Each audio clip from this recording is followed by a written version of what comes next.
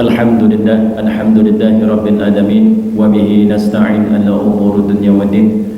Wassalatu wassalamu ala ashrafil anbiya'i wal mursalin wa ala alihi wa sahbihi ajma'in, amma ba'du.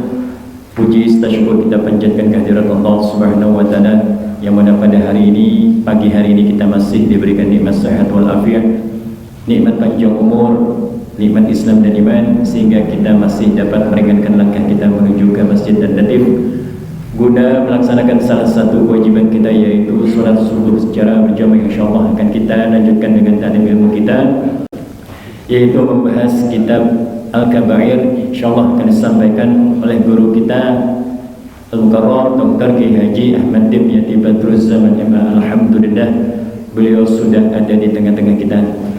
Salawat beserta salam tak lupa kita sanjungkan kehadiran Nabi Allah Muhammad SAW beserta keluarga, para sahabatnya hingga pengikutnya akhir zaman nanti. Mudah-mudahan kita termasuk yang mendapatkan syafaat beliau di yaumil akhir nanti. Amin, amin ya rabbal alamin. Untuk mempersingkat waktu, kami persilakan kepada Pak Kiai untuk ta'lim pada pagi hari ini. Assalamualaikum warahmatullahi wabarakatuh. Ada hadis dari Nabi bahwa arba'un ahabul kalam ilallahi arba'un, ada 4 kata yang sangat disenangi oleh Allah, sangat dicintai oleh Allah ketika diucapkan oleh kita sebagai hamba-hambanya, yakni subhanallah, alhamdulillah, wala ilaha illallah, wallahu akbar. Oleh karena itu kita awali dengan membaca kalimat-kalimat thayyibah tadi 3 kali. Bismillahirrahmanirrahim.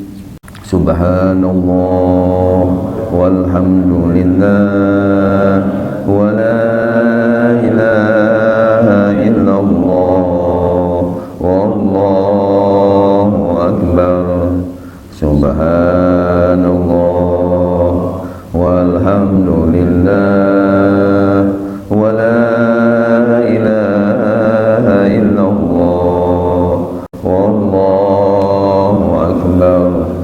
Subhanallah walhamdulillah wala ilaha illallah wallahu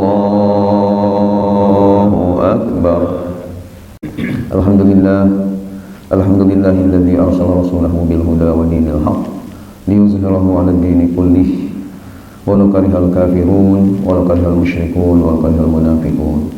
Rabbi a'udzubika min hamazati syayatin wa a'udzu rabbi yahdurun. Amma ba'd. Sebelumnya kita membaca umul kitab suratul Fatihah, mudah-mudahan barokah dari suratul Fatihah ini, ilmu yang kita kaji walaupun tidak begitu lama, tapi mudah-mudahan bermanfaat dan penuh barokah dari Allah. Yang kurang sehat baik yang ada di masjid ini maupun di rumah atau di rumah sakit, mudah-mudahan kita doakan biar pada sembuh semuanya, amin ya Allah. Yang sudah meninggal dunia mudah-mudahan min akhlil khair, amin ya Allah ya Rabbal. Yang sedang usaha Allah mudahkan usahanya, yang sedang belajar putra-putri kita, anak-anak kita dan cucu kita mudah-mudahan sukses belajar.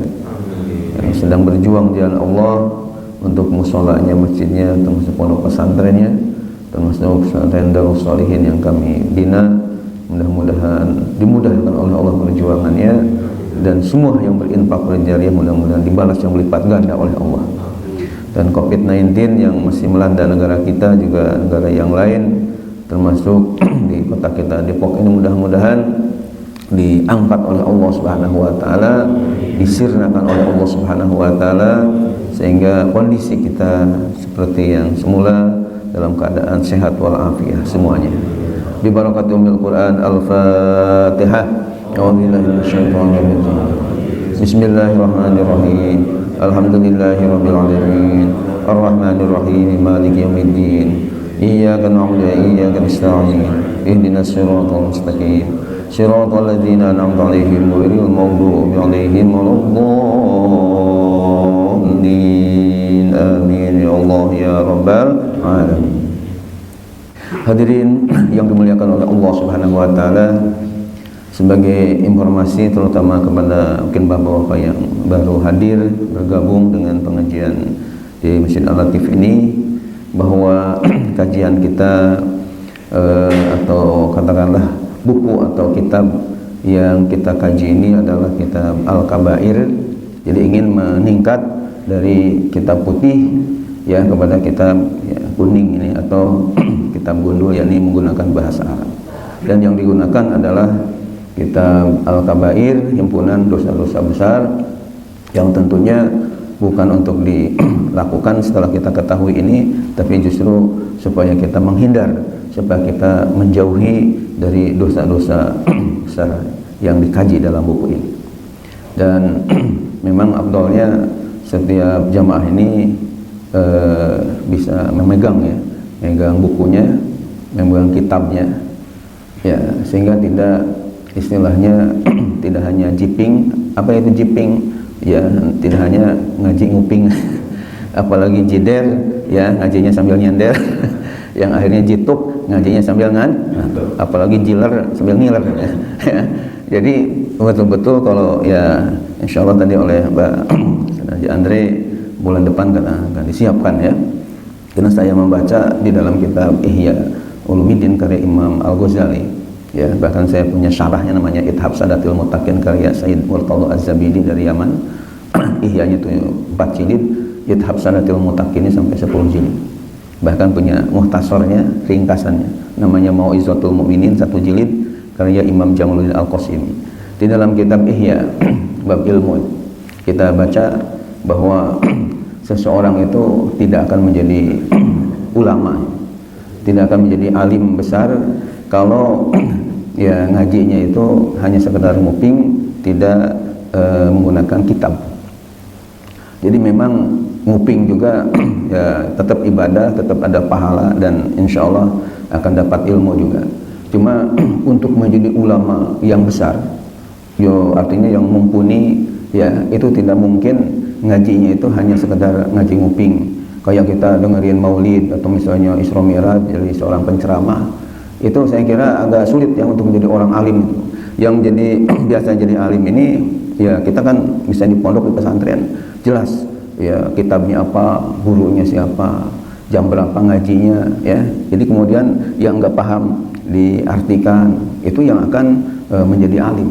Tapi kalau cuma nguping aja ya agak sulit ya untuk menjadi seorang alim. Dan ada pepatah yang mengatakan man kataba qarra wa man hafaza farra. Sekali lagi ini pepatah ini singkat padat tapi menurut saya bagus untuk menjadi ya katakanlah pengetahuan bagi kita, bahwa sekali lagi man kataba qarra wa man hafaza farra ya. Artinya apa?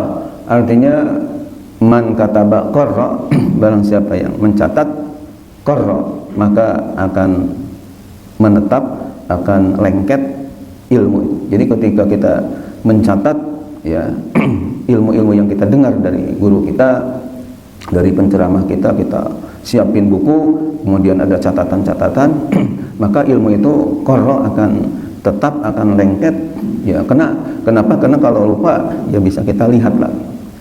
Wa man hafaza farra, dan barang siapa yang hanya menghafal, artinya hanya didengar, dihafalin aja, farra maka akan lari, akan kabur ya, ilmu itu akan bisa hilang lagi. Jadi qarra dengan farra itu hanya beda titik ya, tapi maknanya jauh. Qarra artinya tetap, lengket, kalau farra lari atau kabur, kebalikannya. Jadi tidak lengket kalau hanya menghafal atau menyimak. Makanya penting untuk supaya ilmu ini tetap lengket dan ketika lupa bisa dibaca lagi. Mengenai masalah kitab, rujukan ini sangat ya, penting. Mudah-mudahan bulan depan nanti bisa pada megang semuanya ya, kitab yang sangat berharga ini. Amin ya Allah ya Rabbal alamin. Hadirin yang dimuliakan oleh Allah Subhanahu wa taala, marilah kita bahas sekarang ini pada halaman 23. Jadi Al-Kabiratus Sabi'ah, dosa besar yang ke-7 ya, namun karena agak pendek mungkin bisa kita nanti tambah ke tema yang berikutnya ya. Jadi saya melihat Ini buku ini bukan karangan saya, tapi karangan Syekh Imam Syamsuddin Abi Abdullah Muhammad bin Ahmad bin Utsman, itu Az-Zahabi ya, seorang ulama besar. Dalam masalah tema-temanya kadang-kadang ada yang panjang, tapi ada juga yang pendek. Sehingga kalau panjang cukup satu tema, tapi kalau yang pendek ya bisa 2 atau 3 tema, sehingga tidak terlalu pendek dan tidak terlalu panjang pembahasannya.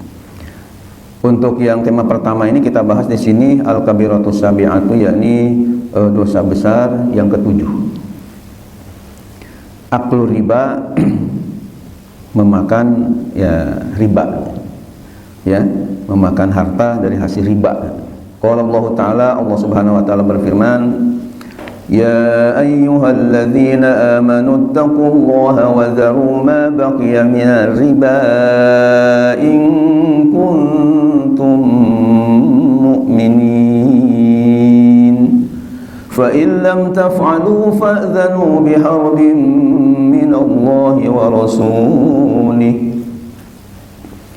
Al-ayah artinya adalah ya ayyuhalladzina amanu, wahai sekalian orang-orang yang beriman, ittaqullaha, bertakwalah kalian kepada Allah, wa zaru ma baqiya minar riba, dan tinggalkanlah apa yang tersisa daripada riba. In kuntum mu'minin, jika kalian benar-benar menjadi orang-orang yang beriman.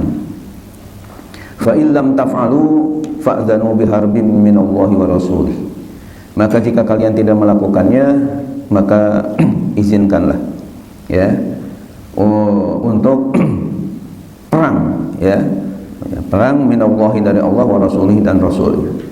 Ini ada dalam Al-Quran surah Al-Baqarah ya, al-ayatani ini 2 ayat, yakni ayat 278 dan 279. Maksudnya hadirin yang dimuliakan oleh Allah Subhanahu wa taala, ayat ini menjelaskan kepada kita bahwa kita hendaknya bertakwa kepada Allah, patuh kepada perintah-perintah Allah, dan menjauhi segala yang dilarang. Kemudian tinggalkanlah yang tersisa dari riba. Ini maksudnya adalah berkenaan dengan dulu ya, orang-orang yang melakukan ribawi, yakni rentenir. Nah, sehingga ketika ayat ini turun, ayat berkaitan dengan pengharaman riba ini turun, maka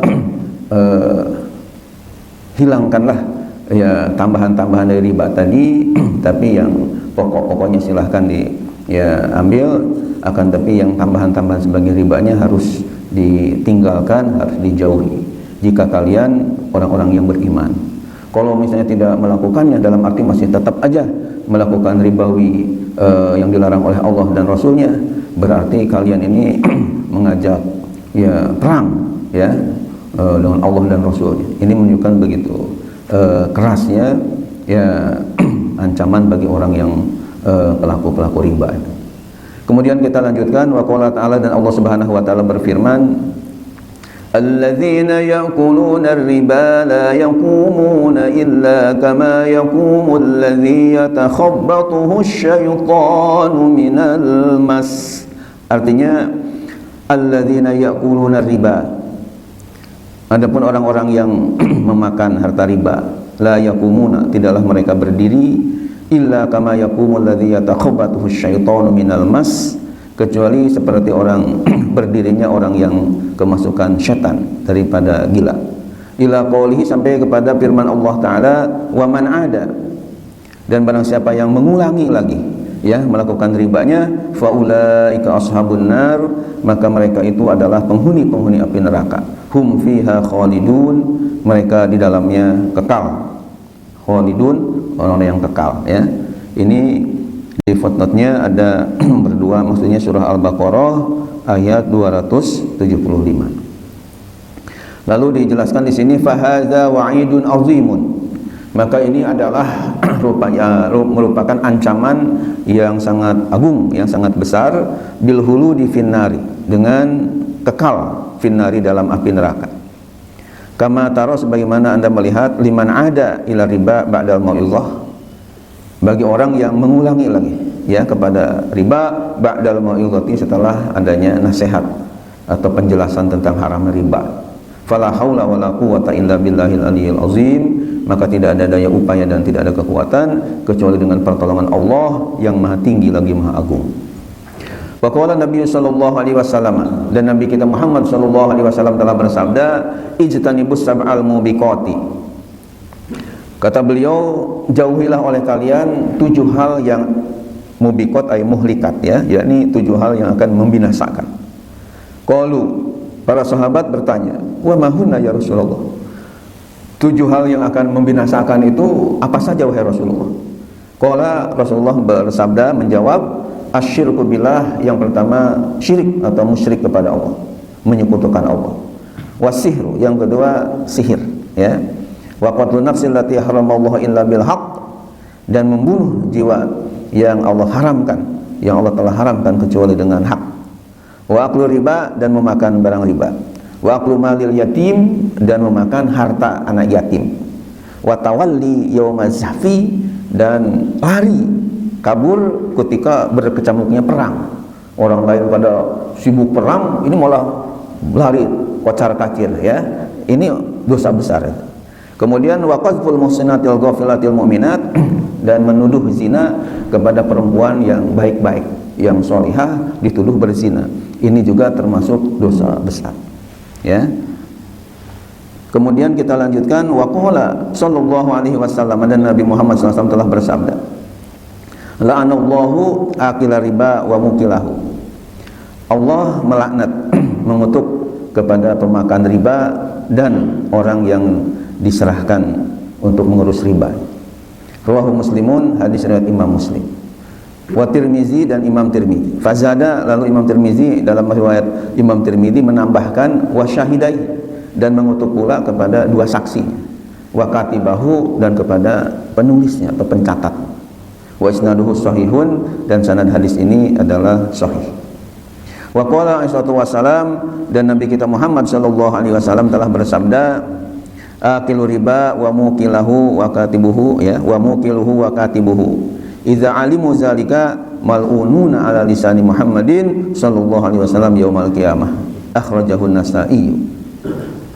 Artinya Rasulullah SAW bersabda, akilu riba, pemakan harta riba, wa mukiluhu, dan yang menyerahkannya, wa katibuhu, dan yang mencatatnya.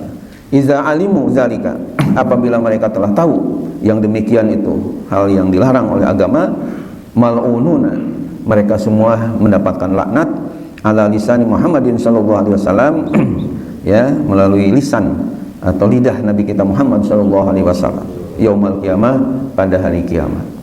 Akhrajahu Nasa'i, hadis tersebut dikeluarkan atau diriwayatkan oleh Imam An-Nasa'i. Hadirin yang dimuliakan oleh Allah Subhanahu wa taala, itu adalah berkenaan dengan begitu beratnya, ya, para pelaku riba, baik dari ayat Al-Qur'an maupun dari hadis-hadis Nabi kita Muhammad sallallahu alaihi wasallam. Bukan hanya yang pelakunya atau yang memakannya, tapi juga yang diserahkannya, juga pencatatnya, juga 2 saksinya, itu semuanya mendapatkan laknat dari Rasulullah sallallahu alaihi wasallam. Kita lanjutkan al-kabiratus saminah, dosa besar yang ke-8, aklu malil yatimi zulman, memakan harta anak yatim secara zalim, ya. Qala Allah Ta'ala, Allah Subhanahu wa taala berfirman, innal ladzina ya'kuluna amwalal yatama zulman innama ya'kuluna fi butunihim nara wa sayaslawna sa'ira. Artinya, innal ladzina ya'kuluna amwalal yatama zulman, sungguh orang-orang yang memakan harta anak yatim dengan zalim, innama yaquluna fi butunihim nara, sungguh hanyalah mereka memakan di dalam perut-perut mereka naron, api neraka, ya, api ini.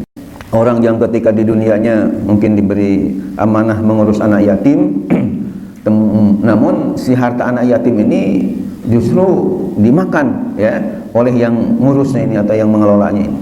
Maka di dalam perutnya itu sama aja dengan memakan bara api, ya, memakan api, dan nanti di akhiratnya diancam akan menjadi penghuni api neraka. Nauzubillah min zalik. Jadi berat sekali bagi orang yang tidak amanah ketika mengelola ya harta anak yatim. Bukannya dia mengeluarkan hartanya sendiri untuk membantu anak-anak yatim tadi, tapi justru dia malah menggerogoti ya harta anak yatim, malah dipakai atau digunakan atau dimakan oleh si pengelola itu. Kemudian kita lanjutkan, waqala ta'ala, dan Allah Ta'ala berfirman, wala taqrabu malal yatimi illa billati hiya ahsan. Ya, kalau tadi ayatnya surah An-Nisa ayat 10, kalau ini wala taqrabu malal yatimi illa billati hiya ahsan, surah Al-An'am ayat 152. Bahkan diulangi lagi oleh Allah dalam surah Al-Isra ayat 34. Artinya apa? Wala taqrabu malal yatimi, dan janganlah kalian mendekati harta anak yatim, illa billati hiya ahsan, ya kecuali dengan hal sesuatu yang lebih baik. Wa qala alaihi wasallam, dan Nabi kita Muhammad sallallahu alaihi wasallam telah bersabda, ijtanibus sab'al mubiqat, jauhilah oleh kalian 7 hal yang akan membinasakan. Ya, tadi hadisnya sudah disebut. Fadzakara, lalu Rasulullah menyebut minha, di antara yang 7 itu adalah aklu malil yatimi, memakan harta anak yatim. Jadi artinya diulang oleh pengarang kitab ini hadis 7 hal yang akan membinasakan, karena memang beda tema ya, antara tadi temanya masalah makan harta riba, kalau ini kan temanya aklu malil yatim, maka wajar kalau penyebutan hadis ijtanibus awal mubiqat ini dikemukakan lagi, dan hanya dikemukakan bahwa di antara 7 itu disebut-sebut oleh Rasulullah adalah aklu malil yatimi, memakan harta anak yatim. Wa kullu waliyin liyatimin kana faqiran fa'akala bil ma'ruf fala ba'sa alaih. Dan setiap orang yang mengurus ya harta anak yatim, kemudian dia dalam keadaan fakir, ya fakir ini orang yang melarat ya. Jadi kalau di Indonesia ini kita melihat atau istilahnya kata-kata fakir ini bisa dikatakan tidak terdengar ya. Yang ada itu miskin ya. Jadi di Indonesia ini manusia bisa dikatakan 2 kelompok aja, 2 klasifikasi. Jadi ada yang kaya, yang miskin. Enggak mendengar saya orang misalnya di Indonesia ini ada yang kaya, yang miskin dan fakir. Itu enggak terdengar itu. Pokoknya ada 2 aja, yang kaya, yang miskin. Beras saja ketika dulu ada pembagian istilahnya raskin ya. Tidak ada raskir ya. Jadi hanya kaya miskin gitu. Padahal dalam Islam itu, bahkan dalam Al-Quran sendiri ada istilah fakir yang jamannya fuqara, selain miskin yang jamannya masakin ya. Bacanya ada panjangnya iya, ada kapnya, ada panjangnya, yakni masakin bukan masakin ya. Pernah saya ceramah di Depok ini, ada 2 mubaliknya, saya belakang, ada mubalik yang pertama, dia bilang ya kita harus punya perhatian kepada fuqara dan masakin ya. Sehingga kata saya bahwa masakin ini memang harus dipanjangkan bacaannya ya, masakin ada panjang. Kenapa? Ya karena kalau dipendekin yakni kapnya nggak ada iyanya, itu maknanya beda. Bedanya apa? Karena ini kita sedang ilmiah ya. Jadi bedanya itu kalau pendek masakin itu mufradnya adalah maskan. Maskanun ya kayak villa atau losmen ya, tempat penginapan, itu bahasa Arabnya maskan. Jamaknya maskanun, maskanani, masakinu, itu artinya ya tempat-tempat penginapan. Tapi kalau masakin itu jamak dari miskinun. Jadi miskinun, miskinani, masakin. Jadi kinnya itu ada iyanya setelah kaf. Itu yang tepatnya ya. Jangan keliru panjang pendek. Nah, jadi kalau di dalam kajian katakanlah keislaman atau dalam Al-Quran sendiri ada fakir, ada miskin. Misalnya dalam surah At-Taubah ayat 60 berkaitan dengan masalah pembagian harta zakat, itu di antara asnaf yang 8 kan ada innamas shadaqatu lil fuqara'i wal masakin. Jadi antara fakir dengan miskin ini dipisah. Jadi tidak, kalau di Indonesia seolah-olah yang fakir ya miskin, yang miskin juga fakir juga. Padahal di sini istilahnya fakiran ini beda ya dengan miskin. Bedanya kalau miskin itu sudah mirip-mirip jadi orang kaya walaupun belum orang kaya, tapi sudah mendekati. Tapi kalau orang fakir ini adalah di bawah miskin ya, jadi istilah di kita mungkin melarat ya, orang yang sangat papa, itu namanya fakir. Nah, di sini barang siapa yang atau setiap orang yang mengurus harta anak yatim, namun dia dalam keadaan fakir, tadi melarat tadi, tidak mampu. Fa'akala bil ma'rufi, lalu ia makan tapi dengan ma'ruf ya, ma'ruf itu dengan yang wajar. Fala ba'sa alaih, maka tidak mengapa alaihi atas. Maksudnya kalau misalnya ada seorang pengelola harta anak yatim di mana dia misalnya kerjanya itu hanya mengurus harta anak yatim sehingga tidak bisa untuk mencari nafkah ke tempat lain, karena kan sehari-hari ngurus anak yatim terus dan mengelola harta yang diberikan oleh agnia, oleh orang kaya kepada anak yatim tadi. Nah, sehingga kan tentu dia harus makan, harus minum dan yang lain-lainnya. Bagaimana kalau misalnya ngambil dari harta anak yatim itu yang wajar ya, maka dalam hukum Islam dikatakan fala ba'sa alaih, itu tidak mengapa untuk mengambilnya asalkan yang wajar. Kira-kira kalau dia kerja di tempat lain, kira-kira dapat upah berapa dengan kerja seperti mengelola anak yatim ini? Nah, kira-kira dapatnya misalnya 500.000, ya bisa seperti itulah yang bisa diambil dari harta yang dikelola dari anak yatim tadi. Wa mazada 'alal ma'rufi fasuhtun haramun. Tapi kalau misalnya lebih dari yang sewajarnya, karena dia merasa wah saya kan sebagai pengelola seenaknya aja, padahal kalau kerja di tempat yang lain tidak seperti itu gajinya atau upahnya. Nah, yang lebihnya itu hukumnya haram dimakan oleh si pengelola tadi. Wal ma'rufu yurja'u fihi ila urfinas al-mu'minin al-khalin al-agradil khabisah. Sedangkan untuk mengetahui wajar tidak wajarnya, batasannya berapa?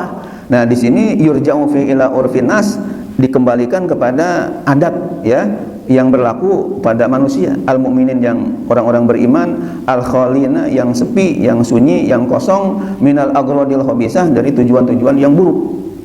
Jadi artinya yang wajarnya itu menurut uruf ya, menurut adat kebiasaan, kira-kira berapa kalau dia ngurus anak yatim. Dan ini tentunya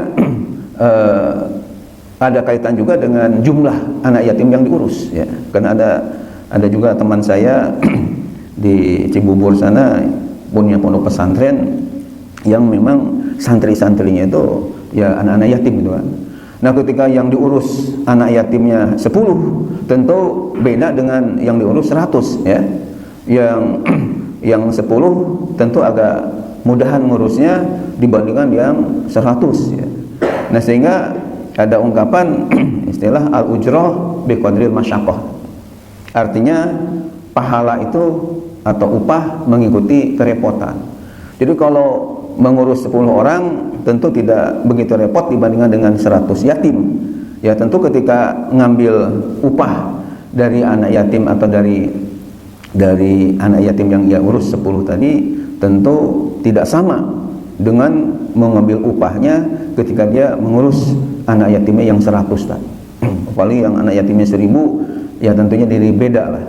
Jadi artinya ketika dia mengambil ya upah dari harta anak yatim yang ia kelola tadi, dilihat bagaimana menurut adat ini biasanya kalau saya kerja seperti ini di tempat lain, kira-kira wajarnya itu berapa.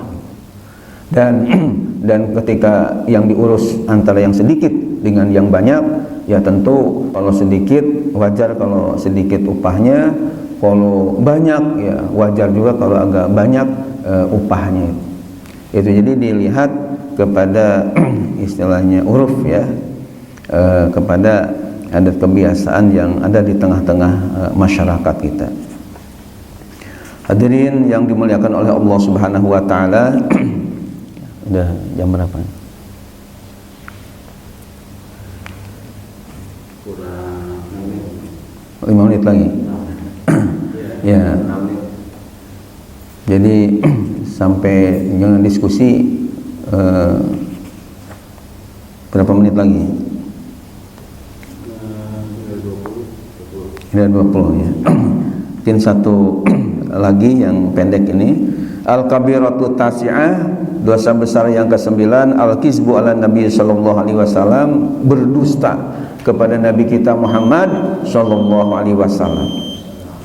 Ini ada kaitan dengan bulan Rabiul Awal, kan? Jadi ada hubungan dengan Nabi kita Muhammad sallallahu alaihi wasallam. Jadi termasuk dosa besar yang ke-9 adalah ketika seseorang berdusta atas nama Nabi kita Nabi Muhammad sallallahu alaihi wasallam.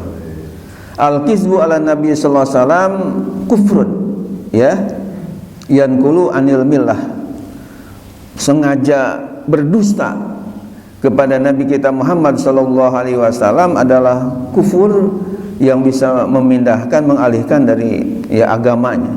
Maksudnya dari agama Islam menjadi tidak beragama Islam lagi. Nauzubillah min zalik. Wala raiba, dan tidak ada keraguan anna ta'amudal kizbi, bahwasanya sengaja berbuat bohong Allahi wa rasulihi, atas Allah dan Rasulnya, fi tahlili haramin, dalam menghalalkan yang haram, atau tahrimi halalin, atau mengharamkan yang halal. Kufrun mahdun, itu betul-betul adalah kekufuran yang nyata, yang jelas, yang meles, ya. Wa inna masya'nu fil kizbi alaih fi siwa zalik. Adapun keadaannya dalam berdusta kepadanya dalam hal selain itu. Qala Nabi sallallahu alaihi wasallam, Nabi kita Muhammad sallallahu alaihi wasallam bersabda, inna kizban alayya laisa ka kizbin ala ghairi. Sungguh berdusta kepadaku bukanlah seperti berdusta kepada selain aku.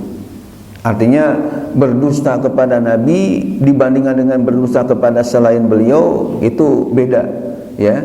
Dalam dosanya itu kepada Nabi lebih besar. Kemudian Nabi bersabda begini, ya, man kadzaba alayya muta'ammidan, barang siapa yang berdusta kepadaku dengan sengaja, falyatabawwa maq'adahu minan nar, maka hendaklah mempersiapkan tempat duduknya dari api neraka. Nauzubillah min, tempat duduk tempat duduk dari api neraka luar biasa, ya, pantatnya kepanasannya. Wa qala sallallahu alaihi wasallam, dan Nabi kita Muhammad SAW bersabda, man kazaba alayya bunyalahu baitun fi jahannam, barang siapa yang berdusta kepadaku, bunyalahu baitun fi jahannam, maka akan dibangun lahu baginya baitun, sebuah rumah, fi jahannam, di dalam api neraka jahannam. Jadi barang siapa yang berdusta kepada Rasulullah, maka di akhiratnya nanti di api neraka jahanam rupanya dibangun rumah, tapi rumahnya dari api. Luar biasa. Ya, gosongnya. Nauzubillah min. Sahihun, hadis ini sahih. Wa qala sallallahu alaihi wasallam, Nabi kita Muhammad SAW bersabda, man yaqul anni malam aqulhu, barang siapa yang berkata ani dariku, malam aqulhu, sesuatu yang aku sendiri tidak mengucapkannya. Hanya kata Nabi begini, tapi aku sendiri tidak berkata seperti itu. Falyatabawa maq'adahu minan nar, maka hendaklah ia mempersiapkan tempat duduknya dari api neraka.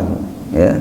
Jadi ini berkaitan dengan beratnya berdusta kepada Nabi kita Muhammad sallallahu alaihi wasallam. Wa qala alaihi wasallam, Nabi kita Muhammad SAW bersabda, yutba'ul mu'min ala kulli syai', akan dicap seorang mukmin atas segala sesuatu, illal khiyanah wal kizb, kecuali kaitan dengan khianat dan kedustaan. Jadi yang lainnya akan dicap oleh Allah Subhanahu wa taala, tapi masalah khianat dan kizb ini lebih dari itu, tentunya berat sekali hukumannya dari Allah Subhanahu wa taala. Wa qala sallallahu alaihi wasallam, Rasulullah bersabda, man rawa anni hadisan. Nah, ini berkaitan dengan hadis, ya.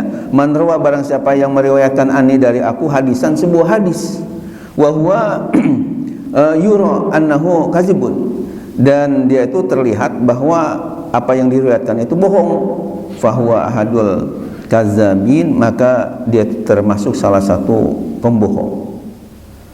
Fala halaka, maka nyatalah bagi anda bihaza dengan ini, anna riwayatal maudhu'i la tahil, bahwasanya meriwayatkan hadis maudhu atau hadis palsu la tahilu, tidak halal. Tidak halal artinya adalah haram hukum. Nauzubillah min.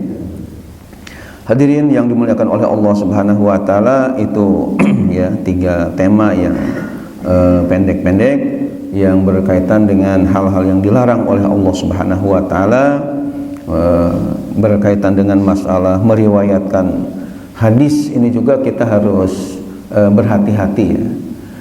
Saya melihat bahwa ada di antara penceramah kita, nggak usah disebutkan namanya, masih di daerah Depok ini ya, saya sendiri hadir ketika acara Maulid tahun yang lalu ya. Saya lihat penceramah ini hanya sekedar istilahnya ingin rame, ingin dikasih istilahnya oplus atau tepuk tangan oleh hadirin, tidak peduli dengan hadisnya, itu hadis palsu, berbohong kepada Rasulullah Shallallahu Alaihi Wasallam.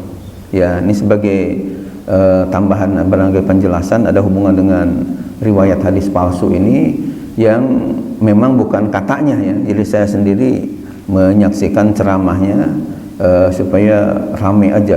Misalnya dia cerita begini, bahwasanya di hadapan umum ya, di waktu di ceramah Maulid, bahwasanya ada seorang ustadz yang sudah tua ya kira-kira usia 70 tahunan lah ustadz.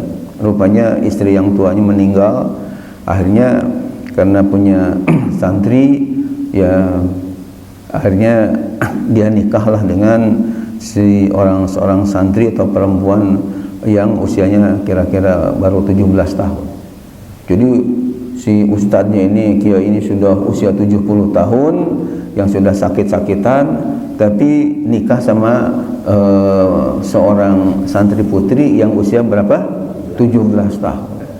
Nah, tapi karena si bapak dari seorang perempuan ini katanya adalah senang dinikah oleh seorang kiai yang cukup terkenal, karena ingin zuriyah thayyibah, dengan mudah-mudahan jadi punya keturunan yang baik-baik dari Pak Kiai tadi. Akhirnya dinikahkan.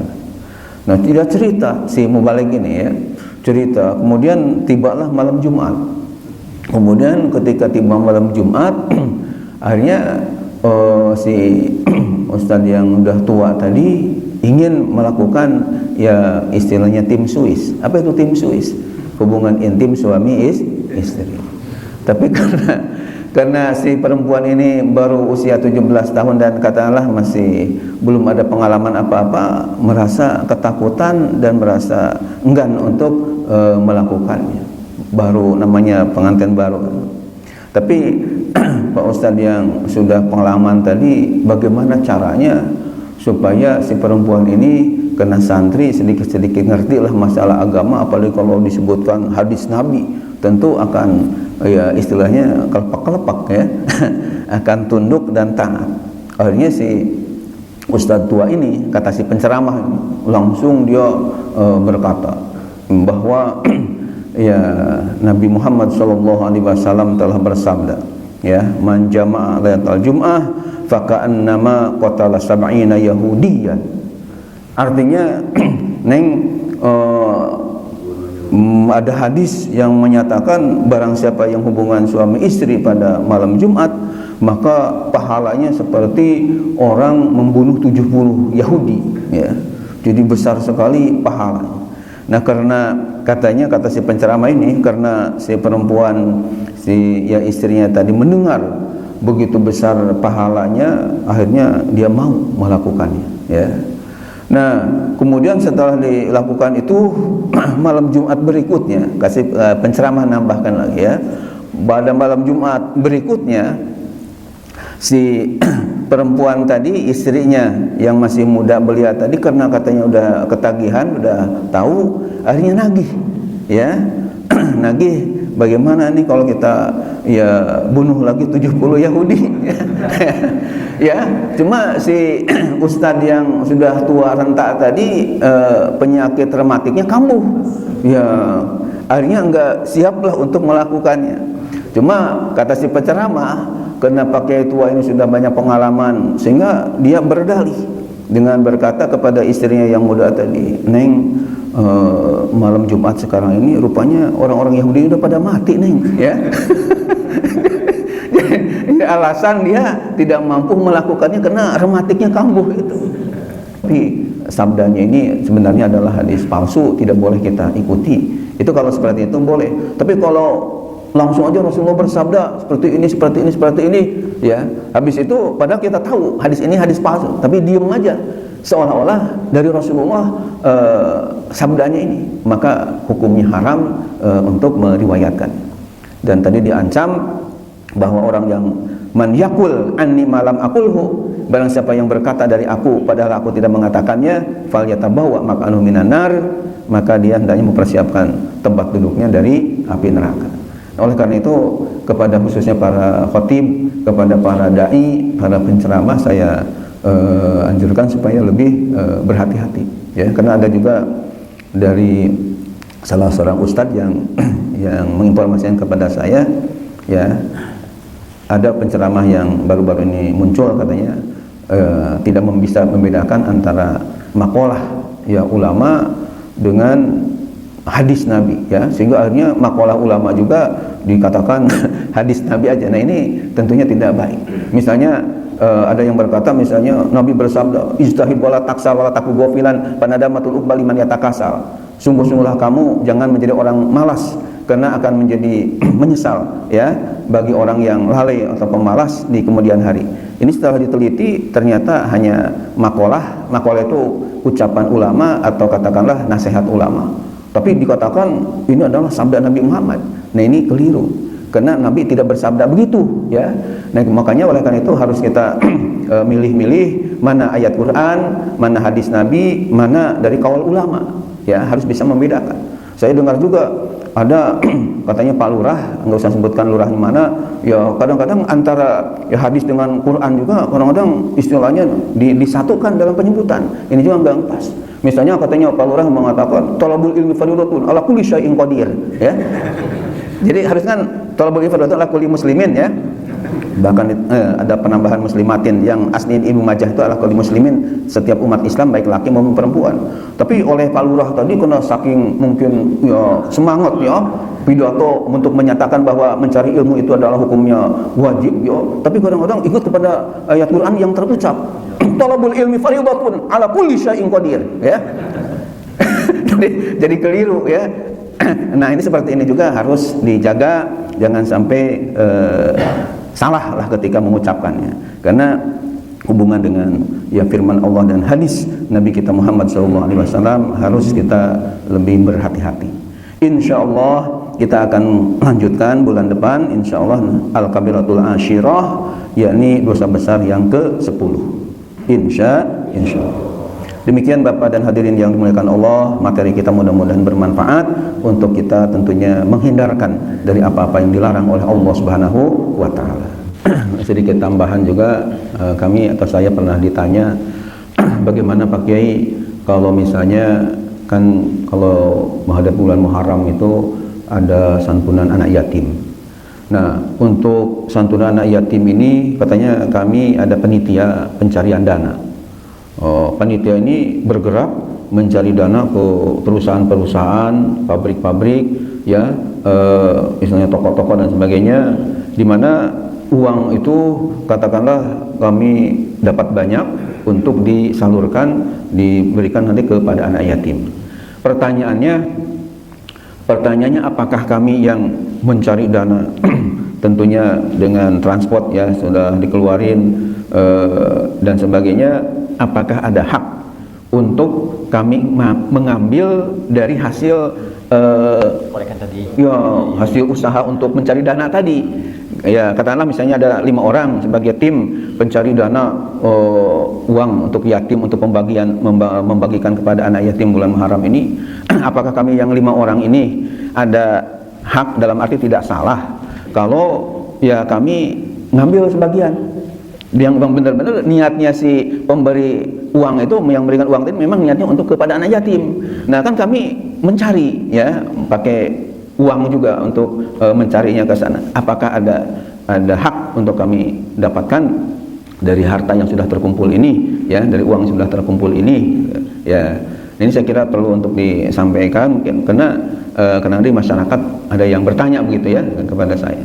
Jadi saya jawab bahwa saya juga bukan pendapat sendiri ya, akan tapi ada punya buku namanya Ahkamul Fuqaha. Buku yang saya miliki itu judulnya Ahkamul Fuqaha, artinya adalah hukum-hukum yang telah dikemukakan oleh para ulama ahli fikih ya. Di situ dijelaskan bahwa ketika kondisi seperti yang ditanyakan tadi sesuai dengan firman Allah, faman kana ghaniyan falyasta'fif wa man kana faqiran falyakul bil ma'ruf, ya, di dalam surah An-Nisa ada. Jadi jawabannya itu faman kana ghaniyan falyasta'fif. Barang siapa yang katakanlah ghaniyan ini orang kaya, orang mampu, falyasta'fif, hendaknya dia harus menjaga diri dari mengambil dari harta anak yatim tadi. Wa man kana faqiran, dan barang siapa yang keadaannya fakir, ya tadi sudah dikemukakan. Jadi fakir itu lebih daripada miskin. Diumpamakan oleh ulama ahli fikih itu antara bedanya fakir, miskin dan kaya. Jadi kalau misalnya kebutuhan sehari-hari itu katakanlah misalnya 10 juta ya, misalnya untuk keluarga semua itu kebutuhan sehari itu katakanlah 10 juta. Nah, ketika dia sebulannya itu masuk uang 10 juta atau lebih, itu namanya orang kaya. Dia tidak berhak menerima zakat karena kan udah goniun ya, minal agniya. Tapi kalau orang miskin itu butuh 10 juta sebulan untuk kebutuhan sehari-hari, tapi dapatnya itu di bawah 10 juta, misalnya hanya 7 juta, 8 juta atau 9 juta lah, itu masih dalam kategori miskin ya.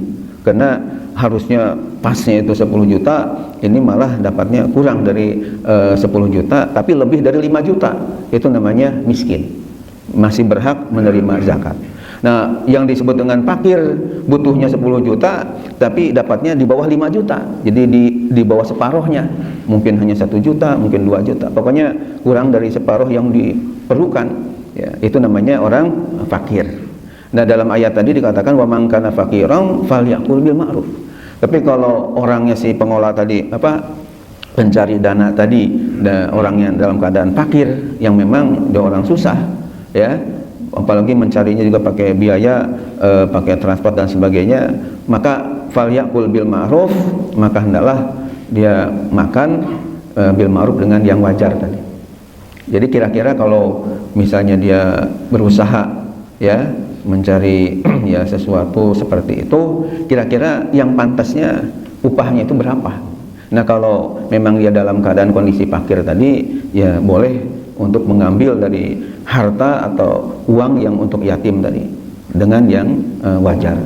Ketika kondisi dia memang orang yang melarat ya, yang tidak ya tidak mampu lah istilahnya. Tapi bagi orang yang sudah berkecukupan, tentunya karena ini niatnya untuk anak yatim, bahkan kalau bisa kita sendiri yang menambahkan ya, bukannya mengambil, tapi kalau bisa menambahkan, dan menambahkan itu mudah-mudahan termasuk ke dalam hadis sahih, ana wa kafilul yatim kahataini fil jannah. Saya, kata Nabi, dengan yang mengurus anak yatim, mengelola anak yatim seperti dua ini di surga. Dalam arti begitu dekatnya Rasulullah dengan yang mengurus anak yatim dengan penuh tentunya kasih sayang dan tidak merugikan kepada harta anak yatim tadi. Itu sebagai mungkin tambahan untuk menambah wawasan dan keilmuan kita. Bismillahirrahmanirrahim. Dari Bapak Toto yang saya hormati, hadirin yang dimuliakan Allah, ada pertanyaan yang cukup bagus dan saya pikir banyak yang mungkin perlu juga untuk mengetahui jawabannya bagaimana. Yang pertama, saya tentunya merasa bersyukur ada pertanyaan tadi, bagaimana cara untuk istiqomah ya dalam kebaikan. Karena istiqomah ini memang hal yang sangat berharga sekali ya, yakni luzum ta'atillah, yang selalu dia mentaati kepada Allah Subhanahu wa taala dengan konsisten. Itu kaitan dengan istiqomah. Saya membaca sebuah hadis di kitab Riyadhus Shalihin itu bahwa ada seorang sahabat datang kepada Rasulullah sallallahu alaihi wasallam. sahabat itu bertanya, wahai Rasul, coba saya berikan nasihat supaya saya ini menjadi orang-orang yang ya termasuk orang-orang yang baik yang akan menjadi ahli surganya Allah Subhanahu wa taala. Rasulullah SAW menjawab dengan singkat dan padat. Rasulullah bersabda, ya qul amantu billah summastaqim. Ya, hadis riwayat Muslim, artinya kalau kamu ingin menjadi orang yang baik-baik dan akan menjadi ahli surganya Allah Subhanahu wa taala, katakanlah aku ini beriman kepada Allah, summastaqim, kemudian kamu harus istiqomah. Ya, jadi istiqomahnya rupanya sangat penting, sehingga Rasulullah SAW memberi nasihat kepada sahabat tadi, selain beriman kepada Allah juga hendaknya beristiqomah. Dan di dalam pepatah bahasa Arab, ini bukan ayat Quran, bukan hadis ya, tapi istilahnya maqalah, ada ungkapan yang sangat bagus, yakni al-istiqomah khairun min alfi karomah. Al-istiqomah khairun min alfi karomah. Artinya istiqomah itu lebih baik daripada 1000 kemuliaan. Dibandingkan dengan kita diberikan kemuliaan, penghargaan yang 1000 macam, tapi istiqomah yang satu ini lebih baik ya. Ini menunjukkan begitu pentingnya kita punya sifat istiqomah.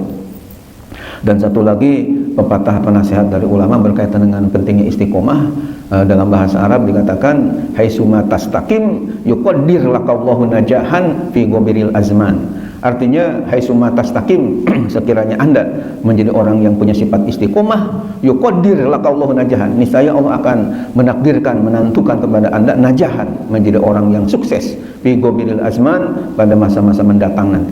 Artinya ketika kita hidup ini selalu beristiqomah di dalam kebaikan-kebaikan tadi, insya Allah kita ini akan menjadi orang-orang yang sukses di kemudian hari.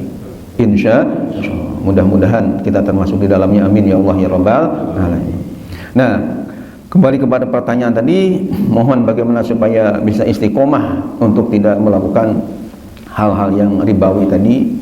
Ya tentunya yang pertama, kalau kita sudah terlanjur melakukan harta yang riba, yang riba tadi, ya tentunya harus segera kita menghentikan ya dari ribanya tadi.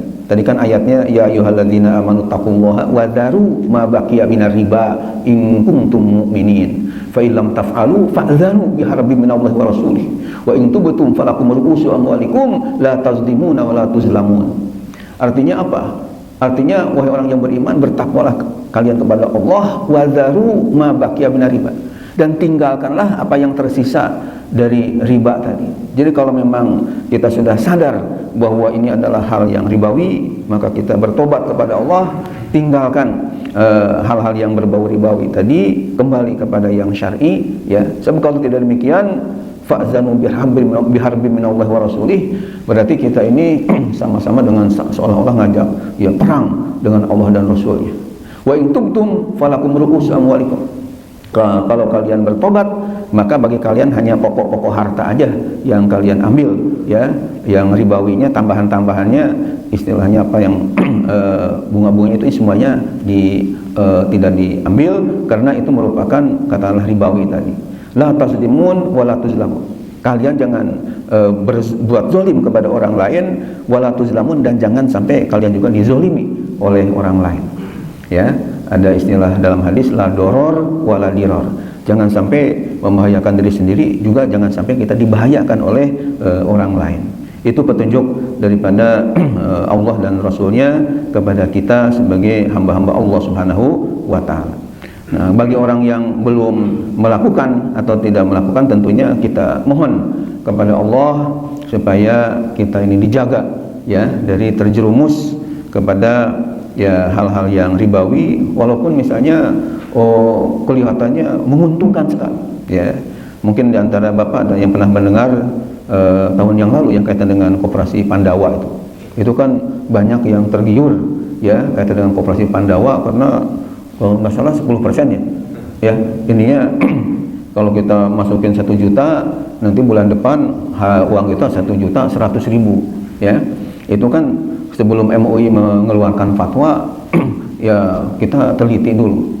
Bahkan banyak yang tidak ya, kalau kita datang misalnya nanya-nanya ya tidak dijelaskan secara tegas. Tapi sebagai informasi, kami dari MUI ini istilahnya ketika menelusuri ya ke sana, jadi pura-pura jadi anggota ya, pura-pura jadi anggota. Ada yang kemudian setelah yakin dapat kelebihan seperti itu, barulah kami fatwakan supaya apa? Supaya masyarakat kita khususnya di Kota Depok ini jangan sampai terjerumus kepada harta ribawi, karena saya mendengar ada yang sampai jual rumah ya, jual harta untuk nanti uangnya dimasukin ke situ dengan harapan nanti setiap bulan itu akan bertambah lagi.